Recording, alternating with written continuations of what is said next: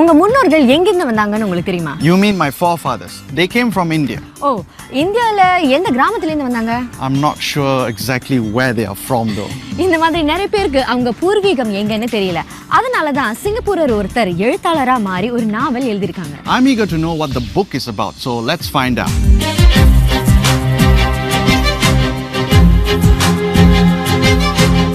There were stories which she could never forget, stories told by her grandmother.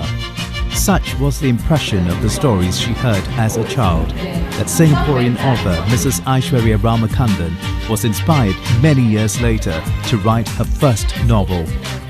Titled Beyond the Shores of Home, the book is about the lives of Indian immigrants and features characters based on people whom she had heard about in those stories. So many colorful stories, that I have heard from my grandparents, and not just about themselves, it's about other people, other people's lives. And these were, if you think about it, all of us who are Singaporeans, who have immigrant parents or grandparents, they were such amazingly strong people. I can't even imagine how they could have built their lives in a place which at that time had none of these comforts. And I just felt that these are stories that had to be documented somewhere, and I wanted to tell them. I wanted to build fiction based on these stories. In particular, the story is about a family from India that came to Malaya and Singapore in the 1900s to build a new life, and how they had to evolve and adapt to their lives in their new home. The story highlights the personal and social struggles faced by migrants, such as the search for their identity as they integrate in their new surroundings. Actually, this is the main message that I wanted to convey, is that, there's all this color, community, caste and religion. Fundamentally, we're all the same.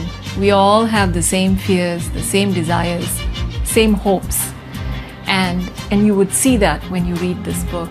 There was much hope mingled with foreboding and fear. And each time she had miscarried, there was despondency from his wife. Mrs. Ramakandan feels that despite the challenges faced by Indian migrants, there is a common thread that connects Indians around the globe and which binds them together. The binding thread would be, I think, the culture. I think that kind of holds them together. Ultimately, this girl is fascinated by Bharatanatyam, and she becomes a Bharatanatyam dancer. And I think it is that strong culture that binds, them together. However, coming up with the novel was no easy feat, as it took her 4 years to complete it. This included travelling to the Indian state of Kerala to have a first-hand experience of the atmosphere there. But I actually traveled to Kerala because I wanted to see for myself what these places look like. And I wanted to be able to capture the real essence of, for example, the temples, what they really look like, what the atmosphere was like, to feel it. I sat there for a while. I wanted to feel what my grandmother must have felt when she, when she went to those temples. As an English teacher and writer, she feels that in order to be a good writer, one must be a good reader and have a keen eye for detail. Writing is also a habit that has to be cultivated and practiced daily. If you want to write, you should write.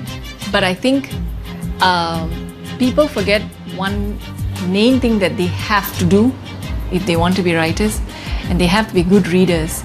They have to read a lot of reading.